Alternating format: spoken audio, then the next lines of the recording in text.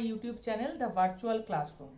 তো আজকে আমি যে টপিকটা নিয়ে আলোচনা করতে চলেছি সেটা হলো বিভিন্ন হচ্ছে রেজিস্ট্যান্সের combinations, series combinations and parallel combinations, এবং তার সাথে সাথে আমার কি বলে আজকে বিভিন্ন ডিসি নেটওয়ার্কের ক্ষেত্রে বেসিক যে পয়েন্টসগুলো, মানে ধরো তোমার লুপ কাকে বলে, সার্কিট কাকে বলে, নেটওয়ার্ক কাকে বলে, বাইলেটারাল সার্কিট কি, ল্যাম্পস প্যারামিটার কি, প্যারামিটার্স কি, এই জিনিসগুলো সম্বন্ধে, এই ডেফিনেশনসগুলো সম্বন্ধে আমি আজকে আলোচনা করতে চলেছি। তো এই ভিডিও লাস্টে আমি একটা কোশ্চেন তোমাদেরকে দেব, তার আনসার কিন্তু তুমি অবশ্যই কমেন্ট বক্সে জানাবে। আরেকটা ব্যাপার, যদি আমার এই চ্যানেলে কেউ নতুন হও, যার ক্ষেত্রে এই ভিডিওগুলো মানে আগের ভিডিওগুলো দেখতে অসুবিধে হচ্ছে, তাহলে আমার চ্যানেলের যে প্লেলিস্ট রয়েছে, প্লেলিস্টে যাবে, সেখানে গেলেই তুমি হচ্ছে চ্যানেলের যে তোমার এগুলো রয়েছে, তোমার চ্যানেলের যে প্লেলিস্টের মধ্যে তুমি সমস্ত আগের ভিডিওগুলো, মানে ইটি বলে একটা ফোল্ডার করা আছে, ইটি ফোল্ডারটার মধ্যে তুমি আগের ভিডিওগুলো কিন্তু পেয়ে যাবে। তো শুরু করা যাক আজকের টপিক, যে different series combination and parallel combinations of resistor and different definitions on the DC network. Topics series connection, ফার্স্টে যেটা শুরু করছি, series connection and parallel connection of resistance. Okay, তো আমি একটা প্রথমেই এই সিরিজ কানেকশন এবং প্যারালাল কানেকশন বোঝানোর আগেই একটা ফার্স্টে একটা সার্কিট নিয়ে নেব, সেই সার্কিটের উপর ডিপেন্ড করে আমি জিনিসটা পুরোটা এক্সপ্লেন করছি। তো ফার্স্টে ধরে নেওয়া যাক এরকম একটা সার্কিট নিচ্ছি, তিনটে রেজিস্ট্যান্স সিরিজে রয়েছে। সিরিজে থাকা মানে কি আর প্যারালালে থাকা মানে কি, দেখতেই পাচ্ছ এই সিম্বলগুলো কিন্তু রেজিস্ট্যান্সের সিম্বল। একটা জিনিস প্রথমেই মাথায় রাখবে যে আমরা যদিও এরকমভাবে মানে সার্কিটের মধ্যে আমরা করি কি, যে হচ্ছে রেজিস্ট্যান্স ড্র করি, কিন্তু রেজিস্ট্যান্স কিন্তু কেবলমাত্র যে এইরকম এইটুকু জায়গার মধ্যেই রয়েছে এরকম নয়, রেজিস্ট্যান্স কিন্তু পুরো কন্ডাক্টরটা জুড়েই রয়েছে। আমরা অ্যাকচুয়ালি ইমাজিনেশন করে নিয়েছি যে রেজিস্ট্যান্স ইজ লাম্পড, মানে এই জায়গার মধ্যে রয়েছে, কিন্তু প্র্যাকটিক্যালি রেজিস্ট্যান্স কোনোদিনও এরকম একটা পার্টিকুলার জায়গায় থাকে না, পুরো কন্ডাক্টরটা জুড়েই থাকে। আমরা বাড়িতে যে ওয়্যার বলো বা কন্ডাক্টর বলো যা কিছুই দেখতে পাই না কেন, তার পুরোটা জুড়েই কিন্তু রেজিস্ট্যান্স থাকে। রেজিস্ট্যান্স কখনোই পার্টিকুলার দুটো পয়েন্টের মধ্যেই আছে এরকম আমি বলতে পারবো না। ধরো আমি যদি বলি যে আমি একটা এক্সট্রা রেজিস্ট্যান্স কানেক্ট করলাম, তার মানে কি আমি এমন একটা কন্ডাক্টর দিচ্ছি যার রেজিস্ট্যান্সটা হাই, সেটা ওইটুকু জায়গার মধ্যে থাকতে পারে, কিন্তু আমি ওই পার্টিকুলার জিনিসের মধ্যেও আবার যে তুমি বলবে এই পয়েন্ট থেকে এই পয়েন্টের মধ্যে রয়েছে এরকমভাবে হয় না, পুরো কন্ডাক্টরটা জুড়েই কিন্তু রেজিস্ট্যান্স থাকে। Actually resistance is a distributed properties, কিন্তু আমরা আমাদের সুবিধের জন্য বা ক্যালকুলেশনসের জন্য আমরা এটাকে করেছি কি, যে পার্টিকুলার দুটো পয়েন্টের মধ্যে আছে বলে ইমাজিনেশন করে নিচ্ছি। তো ধরে নাও এখানে আমি একটা ব্যাটারি দিয়েছি, ব্যাটারির সিম্বলটা আমরা প্রত্যেকেই মোরলেস জানি, এইটা হচ্ছে পজিটিভ বোঝায়, এটা হচ্ছে নেগেটিভ বোঝায়, মানে বড়টা পজিটিভ আর ছোটটা হচ্ছে নেগেটিভ। এটা ধরে নাও ভোল্টেজ রয়েছে ভি, সাপ্লাই ভোল্টেজ, আর আমার তিনটে রেজিস্ট্যান্স আমি কানেক্ট করেছি, একটার নাম দিলাম R1, সেকেন্ডের নাম দিলাম R2 অ্যান্ড 3 নম্বরের নাম দিলাম R3। এই R1 R2 R3 এখান দিয়ে ধরে নাও কারেন্ট ফ্লো করছে I। ওকে, তো এখন এই পয়েন্টে এটা এ পয়েন্ট, এটা বি পয়েন্ট, এটা হচ্ছে সি পয়েন্ট, আর এইটাকে আমি নাম দিলাম ডি পয়েন্ট। অ্যাকচুয়ালি এ পয়েন্ট আর এই ভোল্টেজের মানে এই ব্যাটারির এই পয়েন্ট একটাই পয়েন্ট, ডি পয়েন্ট আর এই পয়েন্টটা অ্যাকচুয়ালি একই পয়েন্ট। তোমাদের তো সিলেবাসে গ্রাফ থিওরি নেই, যখন গ্রাফ থিওরি যদি আমি কোনোদিনও আমার ভিডিও বানাই তখন তুমি দেখতে পাবে জিনিসটা আরও ক্লিয়ার পাবে, যে কোন জায়গাটা মানে পয়েন্টগুলো, যে এ পয়েন্ট যে আমি বললাম ব্যাটারির এই পয়েন্টের সঙ্গে সমান, সেটা আমি আরও ক্লিয়ারলি বোঝাতে পারবো তখন। ঠিক আছে, আপাতত অত ডিটেলসে যাওয়ার দরকার নেই, আমি যেটুকু বলি সেটুকু শুধু মাথায় রাখো তাহলেই হবে। ধরে নেওয়া যাক যে R1 রেজিস্ট্যান্সের অ্যাক্রসে ভোল্টেজ ড্রপ হচ্ছে V1, R2 অ্যাক্রসে ভোল্টেজ ড্রপ হচ্ছে V2 and R3 অ্যাক্রসে voltage drop হচ্ছে V3। তাহলে তিনটে রেজিস্ট্যান্সের অ্যাক্রসে ভোল্টেজ ড্রপ হচ্ছে তিনটে। এই ভোল্টেজ ড্রপ জিনিসটা কি, যদি তোমাদের মানে সন্দেহ থেকে থাকে বা তোমার যদি বুঝতে অসুবিধা হয়, তোমরা আগের ভিডিওটা অবশ্যই ফলো করবে, তাহলে তোমরা দেখতে পাবে যে এই ভোল্টেজ ড্রপ ব্যাপারটা কি। তাহলে আমরা বলতে পারি যে supply voltage V, supply voltage যেটা আমি সাপ্লাই দিয়েছিলাম, এটা is equals two V1 plus V2 plus V3, এই তিনটে ভোল্টেজের সঙ্গে সমান হবে, মানে সাপ্লাই ভোল্টেজটা V1 plus V2 plus V3 সঙ্গে সমান। তাহলে আমরা যদি ওহমস ল ফলো করি তাহলে আমরা কি বলতে পারি, V1 ইকুয়ালস টু I, যেহেতু প্রত্যেকটার মধ্যে দিয়ে যাচ্ছে, সবসময় মনে রাখবে সিরিজ কানেকশনের ক্ষেত্রে ভোল্টেজটা ডিভাইড হয়, মানে ভোল্টেজটা V1 V2 V3 তে ভেঙে গেছে, কিন্তু কারেন্ট প্রত্যেকটার মধ্যে দিয়েই সমান পরিমাণে যাবে, কারেন্ট কিন্তু কমবে না বা বাড়বে না, কারেন্ট কিন্তু প্রত্যেকটার মধ্যে দিয়েই সমান পরিমাণে যাবে, ঠিক আছে। তো V1 এই এই আই কারেন্টটাই R1 এর মধ্যে দিয়ে যাবে, R2 এর মধ্যে দিয়ে যাবে, R3 এর মধ্যে দিয়ে যাবে। আর যদি আমি প্যারালাল কানেকশন করতাম, যখন এর পরে প্যারালালটা বোঝাবো, তখন দেখবে কারেন্টটা ডিভাইড হচ্ছে, ভোল্টেজটা কিন্তু ফিক্সড থাকছে। তাহলে V1 ইকুয়ালস টু আমরা কি বলতে পারি, V1 equals to I into R1, V2 equals to I into R2, V3 equals to I into R3, and supply voltage V equals to, আমি যদি ধরে নিই এই টোটাল রেজিস্ট্যান্সটা, মানে এই তিনটে রেজিস্ট্যান্সের সমান হচ্ছে, আমি ধরে দিই যদি ক্যাপিটাল R বা R ইকুইভ্যালেন্ট, এই তিনটে মানে R1 R2 R3 এই তিনটে টোটাল যে রেজিস্ট্যান্সটা আমি দিলাম, এটার ভ্যালুটা হচ্ছে R। তাহলে আমরা বলতে পারি supply voltage equals to I into R। ওকে, তাহলে আমরা এটা পেলাম। এবার ভ্যালুগুলো নিয়ে এসে যদি আমি এখানে বসাই, তাহলে কি পাচ্ছি, ভি ইকুয়ালস টু আমি যেটা ছিল সেটাই বসাচ্ছি। ফার্স্ট এই ভ্যালুটা বসালাম I into R1 plus I into R2 plus I into R3, এখান থেকে I কমন যাচ্ছে, R1 plus R2 plus R3, আর আমার এই ভি এর ভ্যালুটাও আমি ক্যালকুলেট করে বের করেছি, সেটা হচ্ছে IR, তার মানে IR equals to I into R1 plus R2 plus R3, তাহলে I কেটে গেল, তাহলে কি আসছে, R equals to R1 plus R2 plus R3। ওকে, তাহলে এই তিনটে ভ্যালু পেলাম। তাহলে এখান থেকে আমি যেটা পেলাম, দেখো আমার সিরিজ রেজিস্ট্যান্সের ক্ষেত্রে ইকুইভ্যালেন্ট রেজিস্ট্যান্স মানে ওভারঅল যে ইকুইভ্যালেন্ট রেজিস্ট্যান্স, সেটা হচ্ছে প্রত্যেকটা রেজিস্ট্যান্সের সঙ্গে সামেশনের সঙ্গে মানে সমান। তার মানে আমি যদি ওভারঅল মানে ইকুইভ্যালেন্ট রেজিস্ট্যান্স বের করতে চাই, তার ভ্যালুটা হবে R1 plus R2 plus R3 সঙ্গে সমান। এবার এইখান থেকে আমি আরেকটা জিনিস বের করে নিতে পারি, কন্ডাক্টেন্সকে আমরা G দিয়ে ডিনোট করি। আমি জানি যে R ইকুয়ালস টু 1/G বা G ইকুয়ালস টু 1/R, যেটা খুশি তুমি বলতে পারো, কোনো অসুবিধা নেই। তাহলে আমি যদি এখানে ভ্যালুটা এইটা বসাই, তাহলে এটা পাচ্ছি 1/G equals to 1/G1 plus 1/G2 plus 1/G3। তাহলে পার্থক্যটা নিশ্চয়ই নিজেরাই দেখতে পাচ্ছ যে কন্ডাক্টেন্সের ক্ষেত্রে এটা রেসিপ্রোকাল হয়ে যোগ হচ্ছে, আর কি বলে হচ্ছে রেজিস্ট্যান্সের ক্ষেত্রে সেম জিনিসটাই জাস্ট পরপর যোগ হয়ে যাচ্ছে। এটা কিন্তু সিরিজ কানেকশনের ক্ষেত্রে হলো, এবং এই জিনিসটা পুরোপুরি আমি ওহমস লয়ের উপর ভিত্তি করে তৈরি করলাম। তাহলে এখান থেকে আমি কি কি জিনিস দেখতে পেলাম, একটা সিরিজ সার্কিটের ক্ষেত্রে কি কি মেইন ক্যারেক্টারিস্টিক্স দেখা গেল। ফার্স্ট অফ অল দেখা গেল যে কারেন্ট ফ্লোটা কিন্তু প্রত্যেকটা পার্টের মধ্যে দিয়ে সেম পরিমাণে ফ্লো করছে। ওকে, 2 নম্বর দেখতে পেলাম প্রত্যেকটা রেজিস্ট্যান্সের অ্যাক্রসে ডিফারেন্ট ভোল্টেজ ড্রপ হচ্ছে, R1 এর জন্য V1, R2 এর জন্য V2 এন্ড R3 এর জন্য V3। তার মানে প্রত্যেকটা পার্টে প্রত্যেকটা রেজিস্ট্যান্সের জন্য আলাদা আলাদা তোমার ভোল্টেজ ড্রপ হবে। 3 নম্বর হচ্ছে প্রত্যেকটা ভোল্টেজ ড্রপকে আমি যোগ করলে আমরা সেটা কি করব, যে অ্যাপ্লাইড ভোল্টেজ বা সাপ্লাই ভোল্টেজের সঙ্গে আমরা সমান পেয়ে যাব, মানে সাপ্লাই ভোল্টেজ যা হবে তার সঙ্গে সমান হবে। 4 নম্বর, রেজিস্ট্যান্সগুলোকে আমরা যোগ করলে ইকুইভ্যালেন্ট রেজিস্ট্যান্সের সঙ্গে সমান পেয়ে যাবো, মানে ওভারঅল সার্কিটের মধ্যে যে রেজিস্ট্যান্স রয়েছে তার সঙ্গে সমান পেয়ে যাবো সিরিজের ক্ষেত্রে কিন্তু। ওকে, প্যারালাল নয়, বারবার বলছি সিরিজের ক্ষেত্রে। অ্যান্ড ফাইনালি এর ক্ষেত্রে পাওয়ারটাও যদি আমি বের করতে চাই, সেই পাওয়ারটাকেও আমি যোগ করে নিতে পারি, পাওয়ার ইজ অলসো অ্যাডিটিভ। ওকে, আচ্ছা আমি পয়েন্টগুলো একটু ছোট্ট করে পাশে লিখে দিচ্ছি যাতে তোমাদের মনে থাকে। আমি আলোচনা করে দিলাম ঠিক আছে, কিন্তু আমি একবার লিখে দেওয়াটা বেটার। ফার্স্ট পয়েন্ট আমি জাস্ট পয়েন্ট আউট করে দিচ্ছি, আর কিছু না। সেম কারেন্ট, আমি ডিটেলসে কিছু লিখছি না, আমি জাস্ট পয়েন্ট লিখে দিচ্ছি। সেম কারেন্ট থ্রু, এটা কিন্তু first point, through all parts of সার্কিটকে আমরা ছোট ফর্মে সিকেটি দিয়ে বলতে পারি, কিন্তু এক্সামের সময় পুরো কথাটা লেখাটাই বেটার। আচ্ছা, 2 নম্বর হচ্ছে যে প্রত্যেকটা আলাদা আলাদা রেজিস্ট্যান্সের অ্যাক্রসে ডিফারেন্ট ভোল্টেজ ড্রপ হবে।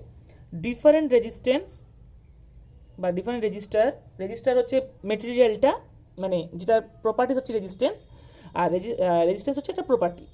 ডিফারেন্ট রেজিস্টার বানানটা কিন্তু খেয়াল রাখবে, register have their individual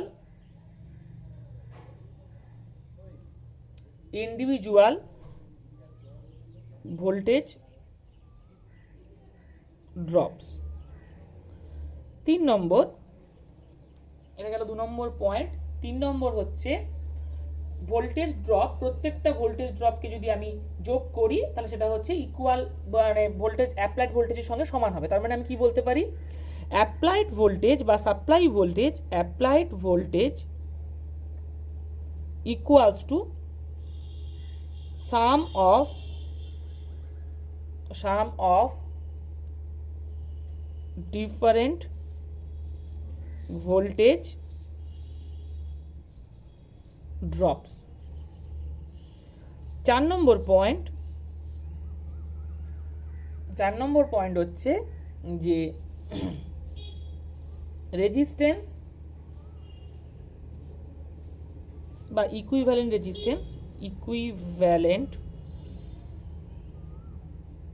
resistance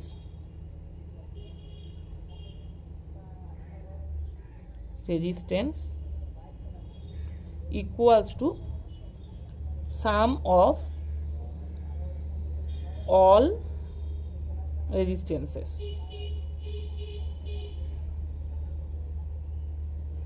5 number point হচ্ছে পাওয়ারস আর অলসো অ্যাডিটিভ, মানে পাওয়ারগুলোকেও আমরা যোগ করে নিতে পারি, পাওয়ারস আর অ্যাডিটিভ।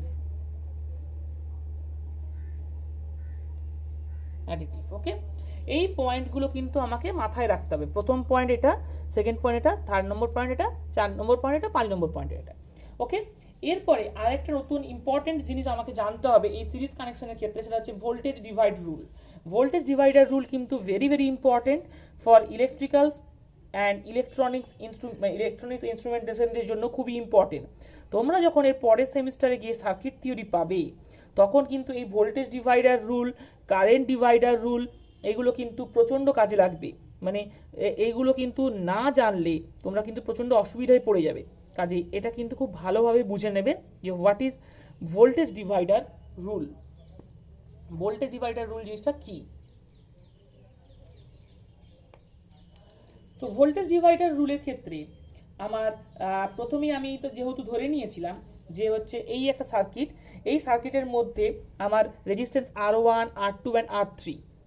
তাহলে এবার আমাকে যেটা বলা হচ্ছে ভোল্টেজটা কিভাবে ডিভাইড হবে, ভোল্টেজটা কিভাবে ভাঙবে, এটা আমি কি করে বের করব।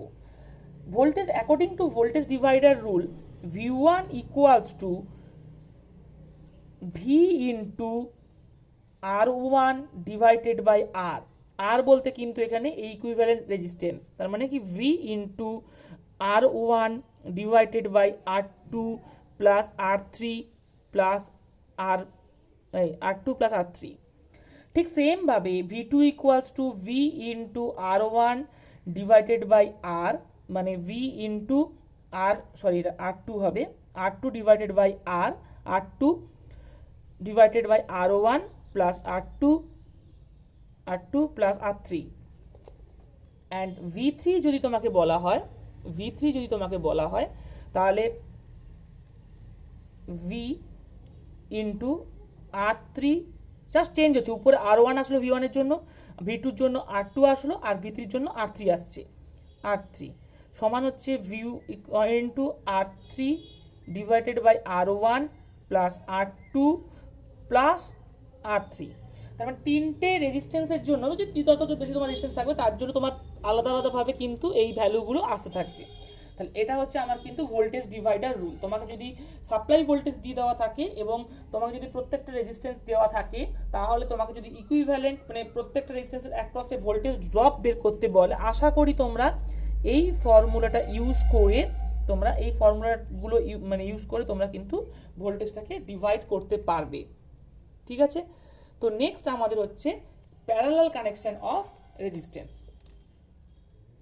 তাহলে রেজিস্ট্যান্স ইন প্যারালাল।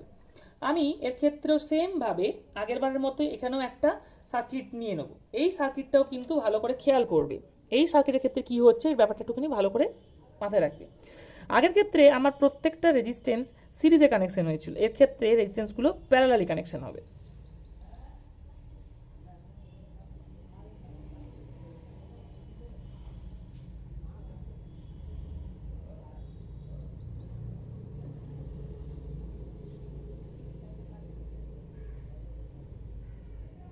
ঠিক আছে, দেখো এর ক্ষেত্রে রেজিস্ট্যান্সগুলোকে আমি প্যারালালি কানেকশন করেছি উপর উপর উপরে। ঠিক আছে, আবার আগের বারের মতোই আমি তিনটে রেজিস্ট্যান্সের ভ্যালু নিলাম R1, R2 অ্যান্ড R3।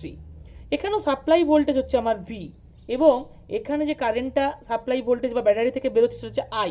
কিন্তু আগের বারে যেমন ভোল্টেজটা ডিভাইড হয়েছিল, এর ক্ষেত্রে ভোল্টেজটা ডিভাইড হবে না, এর ক্ষেত্রে কারেন্টটা ডিভাইড হয়ে যাবে। এখানে I1, এটা হচ্ছে I2 অ্যান্ড এর ক্ষেত্রে I3।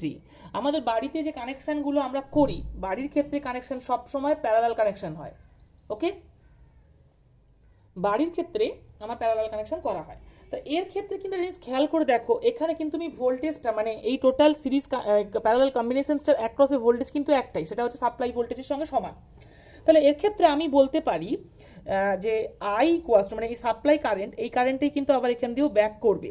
Supply current I equals to আমি বলতে পারি আই ইকুয়ালস টু হচ্ছে I1, I2 অ্যান্ড I3 সঙ্গে সমান। ঠিক আছে, কারণ আমি দেখতে পাচ্ছি যে এই কারেন্টটাই ডিভাইড হচ্ছে, এই কারেন্টটাই আবার আসতে পরে এসে জয়েন হয়ে গিয়ে এই আই পরিমাণ কারেন্টটা তৈরি করছে। ঠিক আছে, তাহলে আমার আবার সেই ওহমস লতেই ফেলবো যে ভি ইজ ইকালস টু, আমি যদি ইকুইভ্যালেন্ট রেজিস্ট্যান্স ক্যাপিটাল আর ধরে নিই, তাহলে এখানে আমার হচ্ছে I is equals to V by R. ঠিক আছে, ঠিক সেম প্রসেসে আমরা বলতে পারি V equals to I1 R1, তাহলে I1 equals to V by R1। বা যদি তোমাকে বলা হয় যে একইভাবে আমি আর বাকিগুলো দেখাচ্ছি না, তার মানে কি I2 equals to V by R2 and I3 equals to V by R3। এবার ভ্যালুগুলোকে নিয়ে এসে আমি যদি এখানে বসাই তাহলে কি পাচ্ছি, এটা হচ্ছে ভি বাই আর, এটা আসছে তোমার ইকুয়ালস টু আসছে v by R1 plus v by R2 plus v by R3। তাহলে কমন যাচ্ছে এখান থেকে ভি, তার মানে ভেতরে থাকলো 1 by R1 plus 1 by R2 plus 1 by R3, আর এটা হচ্ছে ভি বাই আর। তাহলে ভি ভি ক্যান্সেল আউট হয়ে গেল, তাহলে তুমি পেলে 1 by R equals to 1 by R1 plus 1 by R2 plus 1 by R3। ঠিক আছে, এটা হলো আমার প্যারালালের ক্ষেত্রে তোমার রেজিস্ট্যান্সের ইকুইভ্যালেন্ট রেজিস্ট্যান্স। ইকুইভ্যালেন্ট রেজিস্ট্যান্স কেন বলা হচ্ছে, কারণ ওভারঅল রেজিস্ট্যান্সটাকে আমি ক্যাপিটাল আর ধরে নিয়েছি, এবং তাদের জন্য যে রেজিস্ট্যান্সগুলো আমি আলাদা আলাদা যে রেজিস্ট্যান্স করছি তা সেগুলোকে সব দেখো 1 বাই করে আসছে। ঠিক আছে, এটা হচ্ছে ইকুইভ্যালেন্ট রেজিস্ট্যান্স। ওকে, এবার এটা তো গেল ইকুইভ্যালেন্ট রেজিস্ট্যান্স। এবার আমি হচ্ছে যদি কন্ডাক্টেন্সের অ্যাক্রসে নিই, কন্ডাক্টেন্স নিলে কি হবে ব্যাপারটা, কন্ডাক্টেন্স নিলে দেখো এটাই হয়ে যাবে 1 বাই আরটাই আমার তখন জি, যেহেতু আমরা জানি যে জি ইজ ইকালস টু 1 বাই আর। এবার সেরকমভাবে তোমার R1 R2টাও আসবে, তাহলে এটা হবে G1, যেহেতু R1 আছে আমি ধরে নিলাম G1, এটাকে ধরলাম G2 অ্যান্ড এটাকে ধরলাম G3। তার মানে এর ক্ষেত্রে হয়ে গেল জাস্ট জয়েন করে দিলে বা যোগ করে দিলেই আমার জিনিসটা হয়ে যাচ্ছে। তাহলে আমার সিরিজের সঙ্গে প্যারালালে যদি আমি একদম পাশাপাশি ফেলে যদি দুটোকে দেখাতে চাই তাহলে কীরকম আসছে দেখো। এর ক্ষেত্রে হয়েছিল এটা হচ্ছে প্যারালাল আর এটা হচ্ছে সিরিজ। এর ক্ষেত্রে হয়েছিল দেখো 1 by R equals to 1 by R1 plus 1 by R2 plus 1 by R3। এখানে হলো R equals to R1 plus R2 plus R3। এর ক্ষেত্রে জিটা হলো যোগ করা, মানে G1 plus G2 plus G3। এর ক্ষেত্রে 1 by G1 plus 1 by G2 plus 1 by G3। তার মানে জয়েন করলেই হয়ে যাচ্ছে। ঠিক আছে, তাহলে এর ক্ষেত্রে মানে প্যারালাল কম্বিনেশনসের ক্ষেত্রে আমি কি কি প্রপার্টিজ পেলাম? প্যারালাল কম্বিনেশনস ক্ষেত্রে ফার্স্ট প্রপার্টিজ পাওয়া গেল যে ভোল্টেজটা পুরো মানে সার্কিটটার অ্যাক্রসে, সার্কিটে যাই পাথ থাকুক না কেন তার প্রত্যেকটার অ্যাক্রসে কিন্তু সেম থাকছে। তাহলে প্রথম পয়েন্ট হচ্ছে same voltage acts across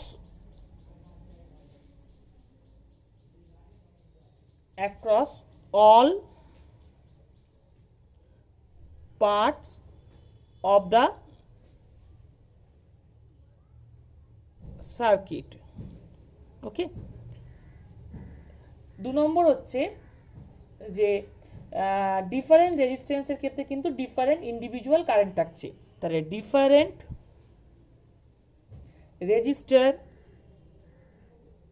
register have their individual current. 3 নম্বর কি আছে যে কারেন্টগুলো যোগ করতে পারছি এবং সেটা হচ্ছে সাপ্লাই কারেন্টের সঙ্গে সমান হচ্ছে। তার মানে অ্যাপ্লাইড বা সাপ্লাই কারেন্ট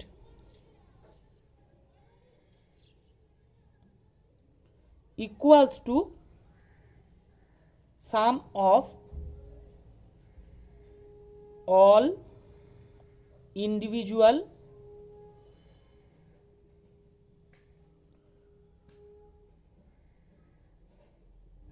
কারেন্টস।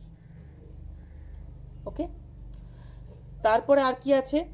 তারপরে আছে কি বলে 4 নম্বর পয়েন্ট হচ্ছে পাওয়ারটাও অ্যাডিটিভ। এবার এখানে কন্ডাক্টেন্সটাও অ্যাডিটিভ। ওটা আমি আর লিখছি না, কন্ডাক্টেন্স অ্যাডিটিভটা লিখে দিই। কন্ডাক্টেন্স অ্যাডিটিভ শুধু লিখে দিলাম। আর অ্যাডিটিভ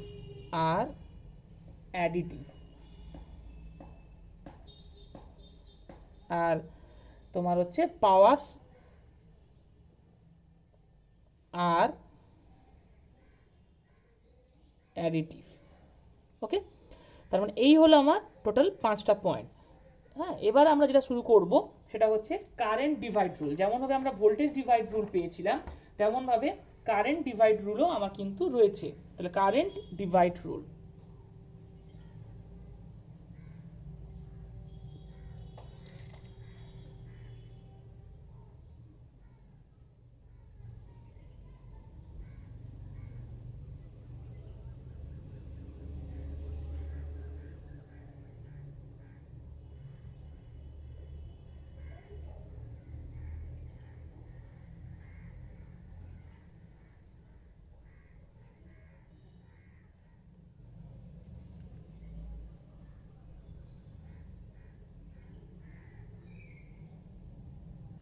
কারেন্ট ডিভাইড রুল করার জন্য আমি সেম সার্কিট নিলাম, শুধু একটুখানি আমি একটাই দেখাবো, বাকিগুলো কিন্তু সিমিলার ওয়েতে হয়ে যাবে।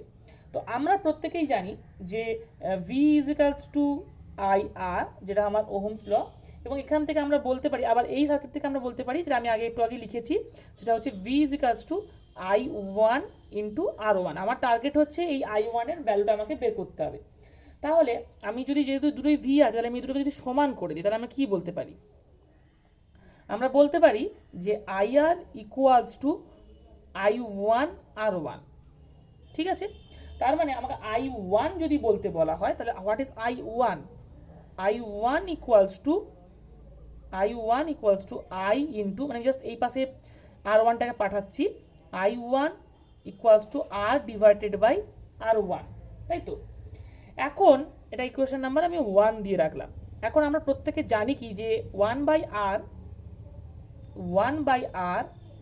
ইকুয়ালস টু 1 বাই, আমি এই সার্কিটটার জন্যই করছি কিন্তু, 1 by R one plus 1 by R two plus 1 by R three.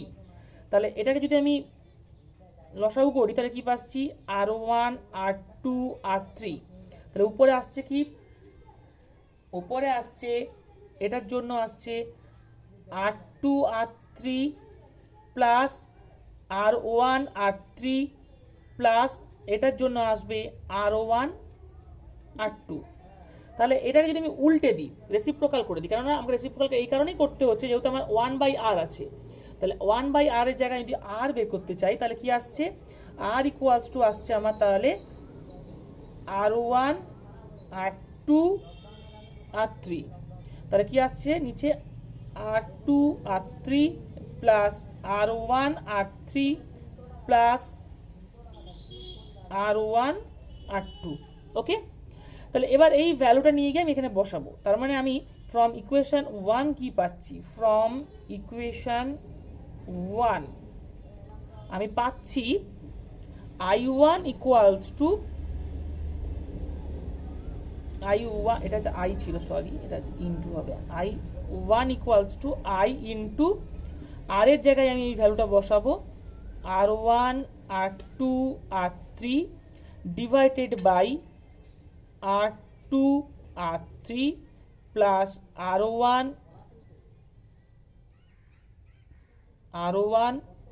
R3 plus R1 R2 into into এইখানে যেমন যা যা ছিল 1/R1।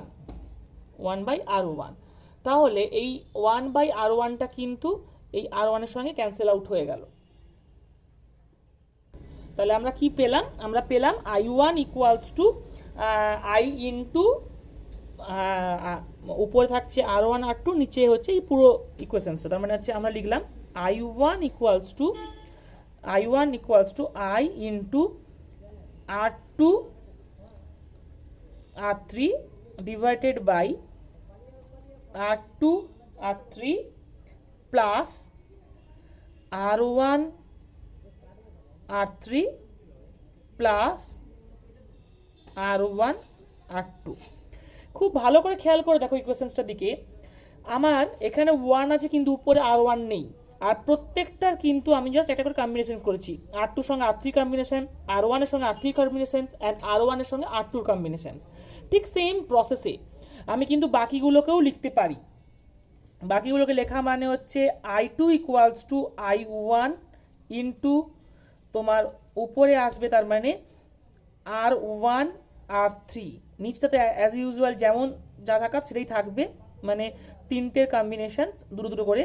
তারপরে R2 R3 R1 R3 plus R1 R2 and I3 equals two আমরা কি বলতে পারি I1 into R1 R2 R2 R3 R1 R3 plus R1 R2।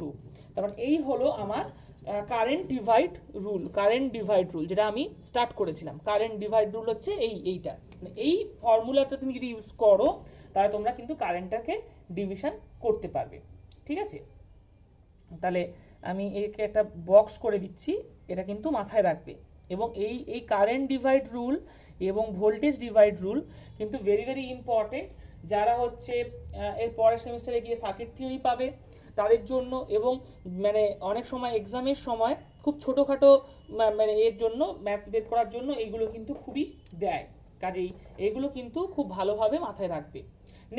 Next আমার হচ্ছে অ্যাকচুয়ালি কারচপস ল আমি স্টার্ট করব। আমি জানি না যে কারচপস ল কতটা কমপ্লিট করতে পারবো, কারণ কারচপস ল স্টার্ট করার আগে আমাকে অনেকগুলো জিনিস তোমাদেরকে আগে বলে নিতে হবে। সেই জিনিসগুলো না বলে নিলে আমি কারচপস ল শুরু করতে পারবো না।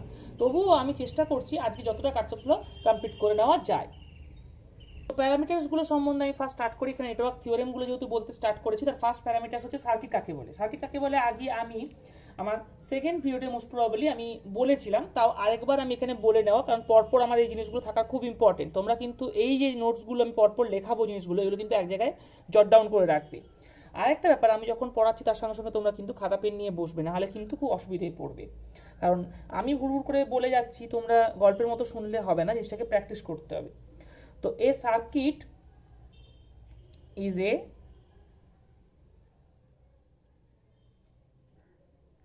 closed conducting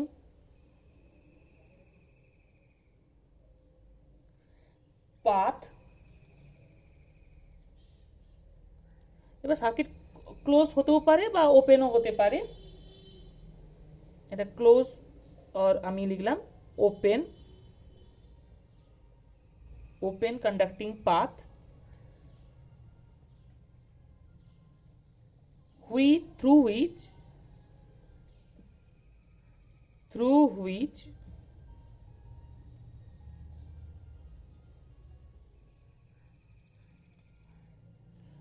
through which an electric current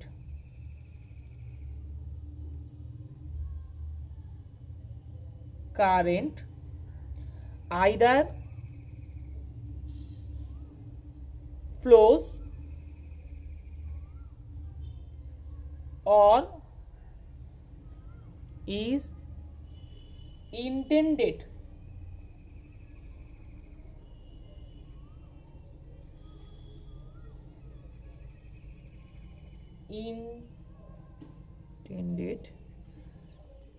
flow, মানে ফ্লো হতে পারে কারেন্টটা অথবা ফ্লো হওয়ার চেষ্টা করে। এই গেল আমার সার্কিট। নেক্সট এসো প্যারামিটার্স। আমরা অনেক সময় এই টার্মসটা খুব ইউজ করি যে সার্কিটের parameter, different type of parameters, circuit parameters, এই জিনিসগুলো কি? What is parameter?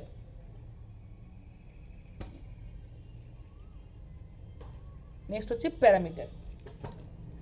প্যারামিটার হচ্ছে ভেরিয়াস এলিমেন্টস, সার্কিটের মধ্যে যে এলিমেন্টগুলো থাকে সেই এলিমেন্টগুলোকে আমরা প্যারামিটার্স বলবো। তার মানে হচ্ছে the various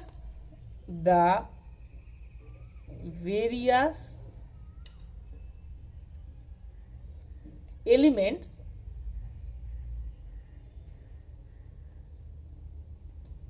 of an electric circuit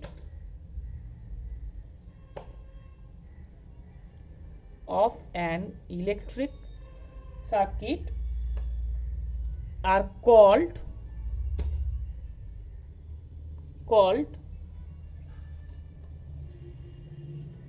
parameters.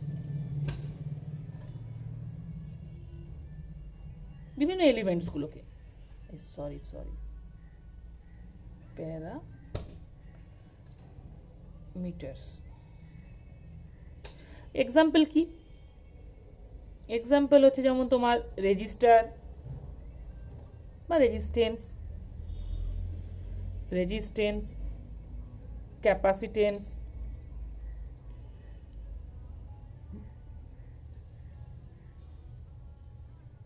Inductance,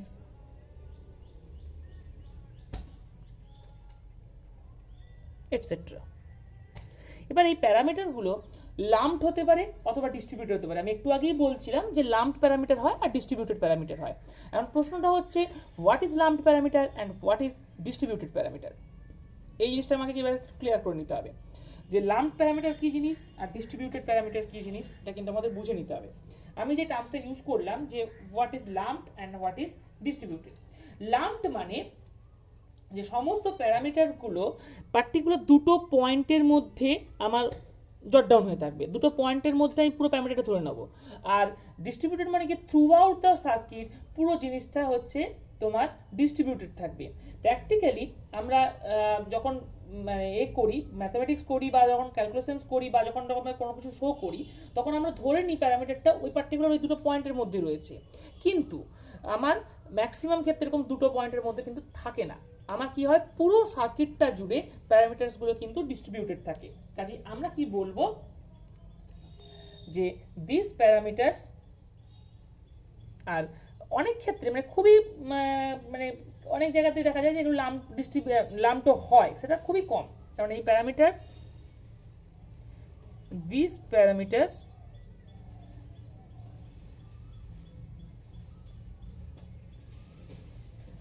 may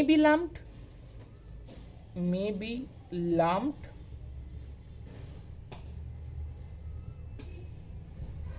or distributed. আমরা রেজিস্ট্যান্সগুলো বা এগুলো ধরো ডিস্ট্রিবিউটেডই হবে। আর ধরো যদি কোনো সেমি কন্ডাক্টিং ডিভাইসেস যদি থাকে তার ক্ষেত্রে আবার এটা লাম্পড হয়ে যাবে।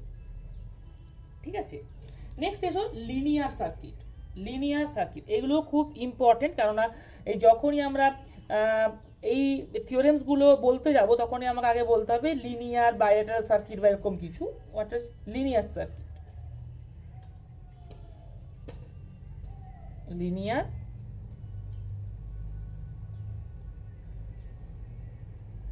Circuit. What is linear circuit? Linear circuit হচ্ছে it is one whose parameters are constant, whose parameters are constant। মানে কি, এদের প্যারামিটারস গুলো ভোল্টেজ বা কারেন্টের সাথে সাথে কখনো চেঞ্জ হয় না। That is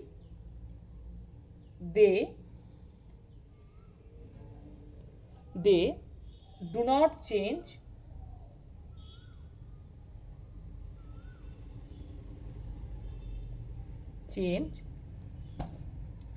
with voltage or current. Okay, next এসো নন লিনিয়ার প্যারামিটার। মানে লিনিয়ার থাকলে নিশ্চয়ই নন লিনিয়ারও থাকবে। তাহলে নেক্সট হচ্ছে non linear parameter. Non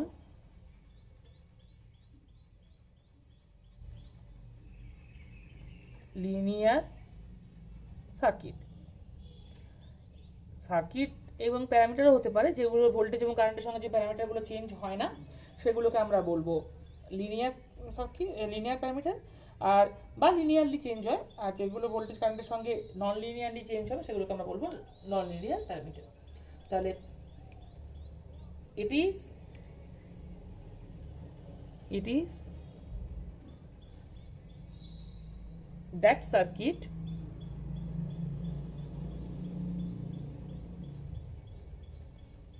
whose parameters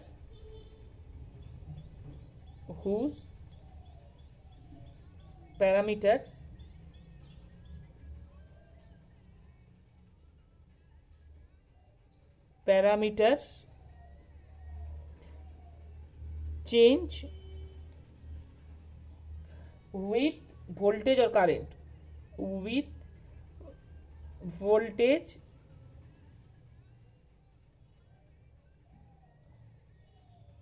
or current। Next হচ্ছে bilateral circuit.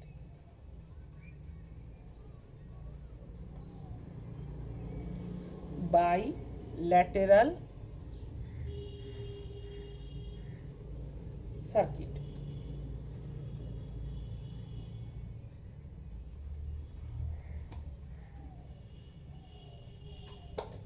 It is one whose properties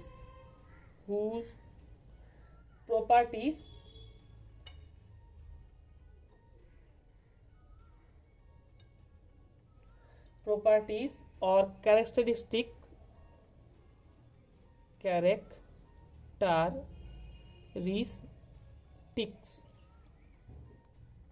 are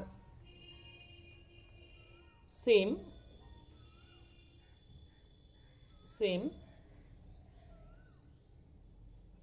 in either direction।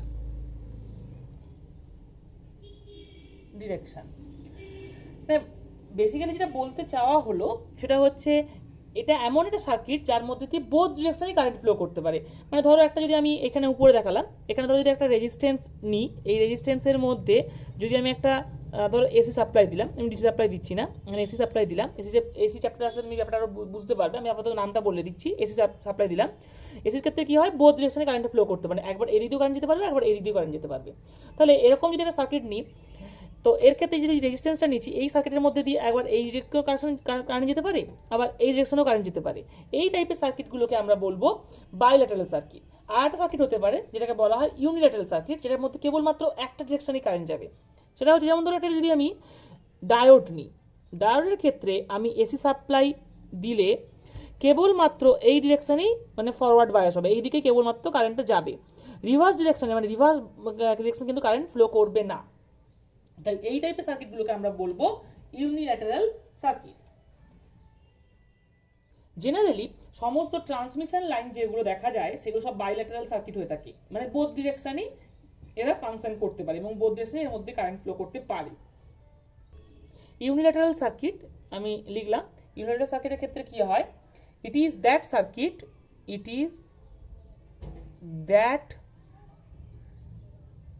Circuit whose properties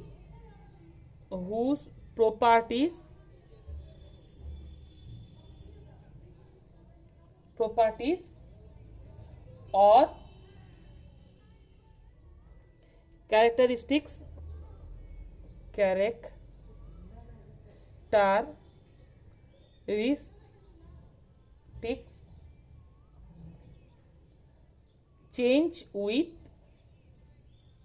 change with the direction of its operation।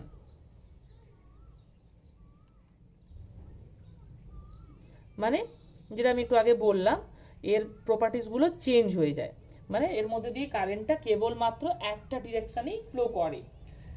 Generally যেমন তোমাকে বললাম diode rectifier, এটা যে unilateral circuit হয়, এটা কেবলমাত্র rectification করে, এটা কিন্তু বোথ ডিরেকশনের ক্ষেত্রে মানে কেবলমাত্র একটা ডিরেকশনেই পারফর্ম করতে পারে। নেক্সট এসব নেটওয়ার্ক বা ইলেকট্রিক্যাল নেটওয়ার্ক। এবার এই জিনিসগুলো আমাদের জানতে হবে। What is network? Electric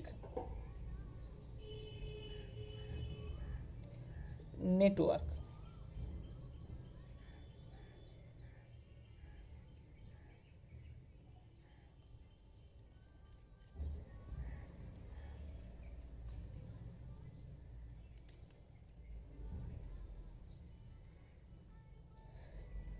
it is a combination of various electric elements connected in a manner whatsoever is called electric network। A combination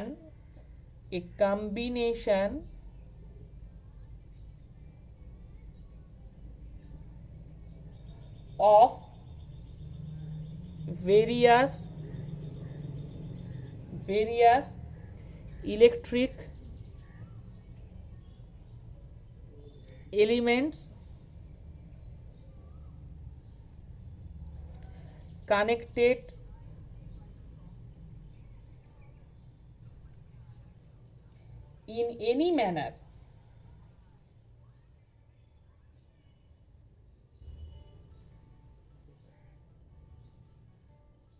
in any manner whatsoever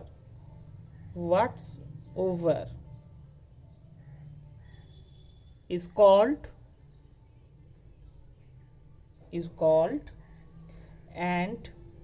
an electric network। Next, passive network and active network। Now comes passive network।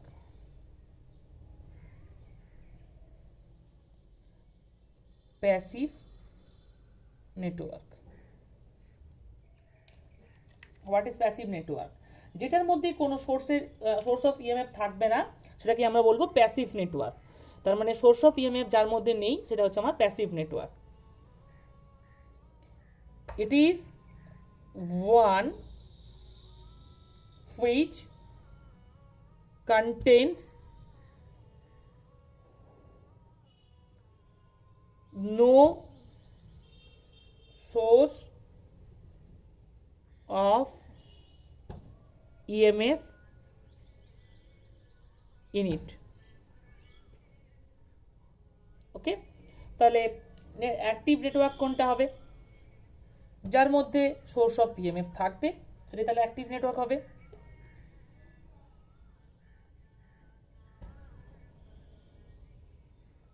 Active network, it is one which contains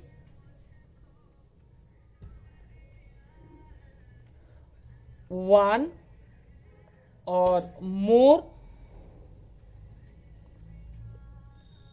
source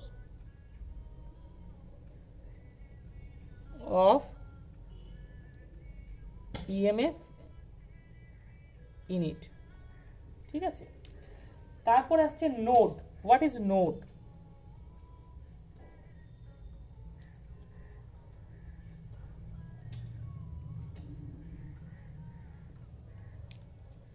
node, it is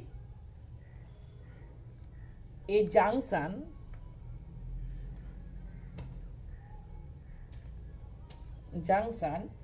in a circuit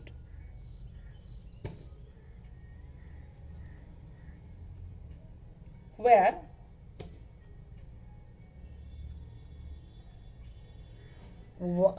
two or more circuit elements are connected।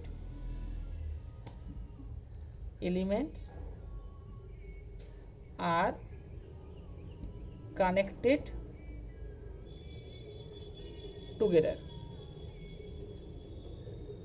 ঠিক আছে, আমি একটা জিনিসটা একটু বুঝিয়ে দিই। মানে actually নোডের একটা বেসিক ডিফারেন্স আছে নোডের ব্যাপারটাতে। সেটা হচ্ছে নোডের ক্ষেত্রে কি হয় যে অবশ্যই নোডের ক্ষেত্রে ওই পার্টিকুলার পয়েন্টটাতে হয় কারেন্টটা অ্যাডিড হবে অথবা সাবস্ট্রাক্টেড হবে, মানে হয় কারেন্টটা যোগ হবে আর নাহলে কারেন্টটা ভেঙে যাবে।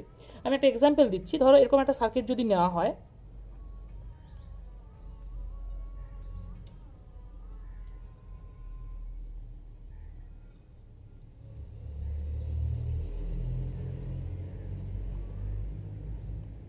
ঠিক আছে, এখানে ধরে নাও R1, এটা হচ্ছে R2, এটা হচ্ছে R3, আর এখানে একটা সাপ্লাই ভোল্টেজ রয়েছে V1। এরকম যদি একটা সার্কিট নেওয়া হয়, এই সার্কিটের ক্ষেত্রে তাহলে নোড কটা? এই সার্কিটের ক্ষেত্রে কিন্তু নোড দুটো, এইখানে একটা আর এইখানে একটা। ঠিক আছে, আমি এটাকে নোট বলতে পারবো না, এটাকেও নোট বলতে পারবো না, এটাকেও বলতে পারবো না, এটাকেও বলতে পারবো না। কারণ খেয়াল করে দেখো, অ্যাকর্ডিং টু তোমার যে ডেফিনেশন, তাতে বলা আছে যে এইগুলো একটা পয়েন্ট, যে পয়েন্টে দুটো বা দুটোর বেশি এলিমেন্ট যোগ হবে। এখানে দেখো কোনো দুটোর বেশি এলিমেন্ট যোগ হচ্ছে না। হ্যাঁ, কারণ এই পয়েন্টটা অ্যাকচুয়ালি একটাই পয়েন্ট। এর সঙ্গে এটা যদি এই পয়েন্টে কানেক্টেড না হয়, এই পয়েন্টটা যদি ডাইরেক্টলি এখানে কানেক্টেড করতে কোনো অসুবিধা হতো না, বা এই পয়েন্টটা যদি তুমি এখানে কানেক্ট করতে তাতে কোনো অসুবিধা হতো না, এটাকে যদি ঘুরিয়ে এখানে কানেক্ট করতে কোনো অসুবিধা হতো না। মানে আমি এই সার্কিটটাকে এরকমভাবেও ড্র করতে পারতাম। আমি দেখো যেরকমভাবে ড্র করছি তাহলেই বুঝতে পারবে নোট কটা।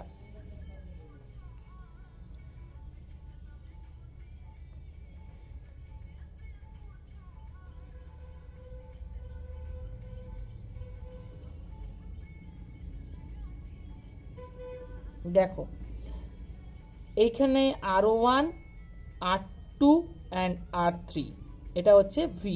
দেখো এই দুটো পয়েন্টই কিন্তু থাকলো, এইগুলো কিন্তু একটা সেম পয়েন্টকে ইন্ডিকেট করলো। তার মানে এই দুটো হচ্ছে নোড। এটা হচ্ছে N1 যদি নাম দিই, এটা হচ্ছে N2। তার মানে দুটো নোডের নাম N1 and N2 দিয়ে দিলাম। ওকে, দেখতে বোধহয় পাওয়া একটু অসুবিধা হচ্ছে। দেখো এবার দেখতে পাওয়া যাচ্ছে এই একটা উপরে নাম দিয়েছে আর এটা নিচে একটা N2 নাম দেওয়া আছে। N2টাকে আমি উপরে আবার লিখে দিচ্ছি যাতে দেখতে অসুবিধা না হয়, N2। ঠিক আছে, এই দুটো নোড। এবার নেক্সট আসছে ব্রাঞ্চ। আর তিনটে ডেফিনেশন আমার হলেই আমি আজকের ভিডিওটা শেষ করব। ব্রাঞ্চ, এই ডেফিনেশনসগুলো কিন্তু তোমরা খাতায় লিখে বুঝে অবশ্যই মুখস্থ রাখবে, তার কারণ এখান থেকে শর্ট কোশ্চেন আসতে পারে এবং এগুলো কিন্তু তোমাদের সবসময় কাজে লাগবে। এগুলো একদম বেসিক জিনিস বলা হচ্ছে, নোড কি, ব্রাঞ্চ কি, এগুলো সব বেসিক জিনিস বলা হচ্ছে, কাজে এগুলো কিন্তু খুব ভালোভাবে মনে রাখবে। it is that part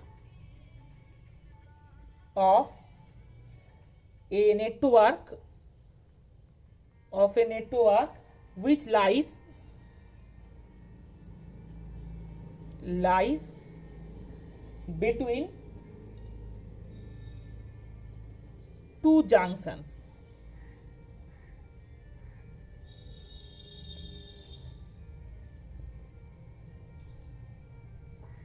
তার মানে কি, এই দুটো জাংশন মানে দুটো নোডের মাঝখানে যে কটা পাথ থাকবে নেটওয়ার্কে, সেগুলোকে আমরা বলবো তোমার ব্রাঞ্চ। মানে এখানে ধরো ব্রাঞ্চ হচ্ছে এই একটা এই একটা, মানে তিনটে। তার মানে এটার ক্ষেত্রেও একই, এই সার্কিটটাকে মডিফাই করে এখানে ড্র করা আছে।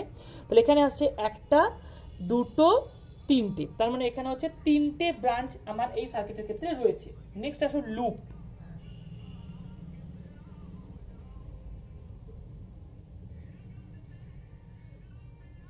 Loop. Loop key, it is the closed path of a circuit in which no element or node is encountered more than one. It is a closed path of a closed path, আচ্ছা of না করে in a circuit করে দাও, in a circuit which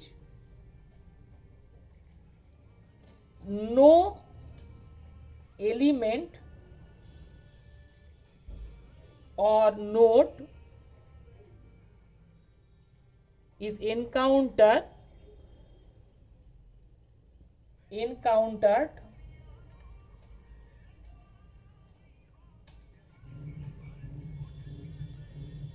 more than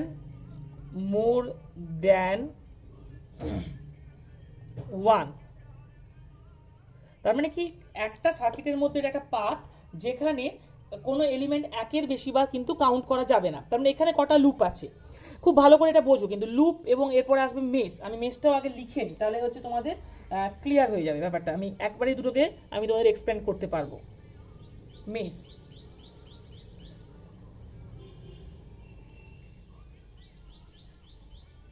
এটাই last definition. Mesh, it is a loop in a circuit, বা it is a loop in a circuit বলা দরকার নেই, it is a loop that contains no other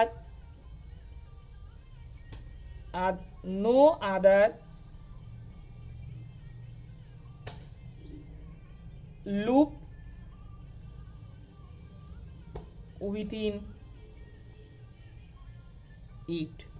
দেখো, mesh আর লুপের মধ্যে basic পার্থক্যটা বুঝে নাও। মেশ কিন্তু তার মধ্যে কোনো অন্য কোনো লুপ থাকবে না, মেশের মধ্যে একটাই লুপ থাকবে। ঠিক আছে, এখানে দেখো এই যে এই সার্কিটটার ক্ষেত্রে আমি এইটাকে একটা লুপ বলতে পারি, এইটাকে একটা লুপ বলতে পারি। এই যে এইটাকে একটা লুপ বললাম, এইটাকে একটা লুপ বললাম, মানে এইটা হচ্ছে লুপ 1, এটা হচ্ছে লুপ 2। তার মানে দেখো প্রত্যেক এই ফার্স্ট লুপের ক্ষেত্রে দেখেছি এইটা একটা এলিমেন্ট, এটা একটা এলিমেন্ট, এটা একটা এলিমেন্ট, একবার করে কাউন্ট করা হলো। এটার ক্ষেত্রে এইটা একবার কাউন্ট হলো, এটা একবার কাউন্ট হলো। আর কি করতে পারি, এই ওভারঅল জিনিসটাকে একটা লুপ বলতে পারি। ঠিক আছে, তাহলে এখানে টোটাল কটা লুপ হলো, তার মানে এর মধ্যে হচ্ছে তিনটে লুপ আছে, 3 লুপস। ওকে, এবার আমাকে যদি বলা হয় যে এর মধ্যে তোমার নেটওয়ার্ক কটা আছে, এর মধ্যে মেশ কটা আছে, এর মধ্যে মেশ কিন্তু দুটো। এইটা একটা মেশ, এইটা একটা মেশ। আমি কিন্তু এই ওভারঅলটাকে আর মেশ বলতে পারবো না, তার কারণ কি, ওভারঅলের মধ্যে অলরেডি দুটো লুপ থাকছে। তাই ওভারঅলটাই কিন্তু আমরা আর মেশ বলতে পারবো না। আমরা বলবো কি, তাহলে একটা মেশ, দুটো মেশ, তার মানে এর মধ্যে 2 মেশ আছে। ঠিক আছে, তার মানে দুটো মেশ আর তিনটে লুপ। এটা কিন্তু ভালোভাবে বুঝে নাও, মাথার মধ্যে ঢুকিয়ে নাও। তার মানে এর মধ্যে তিনটে লুপ, একটা, দুটো, তিনটে লুপ, আর দুটো মেশ, একটা, দুটো। কারণ ও বাইরেরটাকে ওভারঅলটাকে বলা যাচ্ছে না, কারণ তার মধ্যে যেহেতু দুটো লুপ কন্টেন্ট রয়েছে। তো আজকের ভিডিও আমার এই অবধি। যদি এই ভিডিও থেকে তোমার ভালো লেগে থাকে তাহলে তোমরা কিন্তু অবশ্যই লাইক, কমেন্ট অ্যান্ড শেয়ার করবে। এবং তোমার হচ্ছে কি বলে, একটা তোমার কোশ্চেন আমি তোমাদেরকে দিয়ে দিচ্ছি, কোশ্চেনটা কিন্তু তোমরা আনসারটা আমাকে কমেন্ট বক্সে জানাবে। তাহলে আজকের কোশ্চেন হচ্ছে যে মেশ এবং লুপ কাকে বলে, এবং মেশ সমস্ত মানে লুপকেই কি মেশ বলা যায়, নাকি সমস্ত মেশকে লুপ বলা যাবে। মানে লুপ এবং মেশের মধ্যে বেসিক ডিফারেন্স কি, সমস্ত লুপই কি মেশ, নাকি সমস্ত মেশই লুপ। এটা কিন্তু তোমরা কমেন্ট বক্সে কিন্তু উত্তরটা জানাবে। আমার এই ভিডিওটা লাইক শেয়ার কমেন্ট করতে ভুলবে না, এবং চ্যানেলটা যদি ভালো লাগে অবশ্যই সাবস্ক্রাইব করে দেবে। আজকের মতো এখানেই আমার ভিডিও শেষ করছি। Thank you.